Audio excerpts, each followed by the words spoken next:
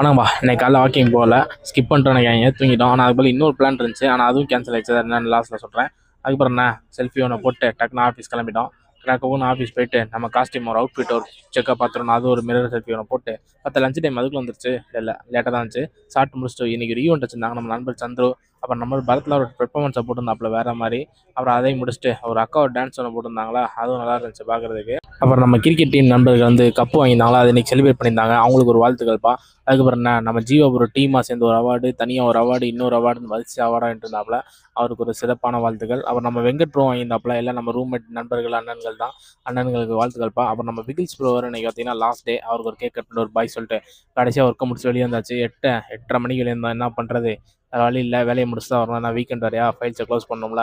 அதுக்கப்புறம் நான் வழக்கமாக நம்ம எப்பயும் சாப்பிட்ற கடையில் 2 தோசை எல்லாம் சாப்பிட்டு தம்முன்னு போகலான்னு பார்த்தோம்.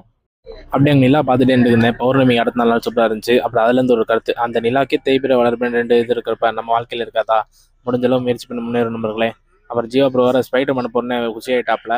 வெற்றிவேல் தேட்டர்னு ஒரு தேட்டர் இருக்குது. ஸ்பைடர் மேன் டிக்கெட் போடணுமா, தேட்டர் சுமாராக இருக்குன்னு நினச்சோம். உள்ளே போய் பார்த்தா வேற மாதிரி இருக்குது.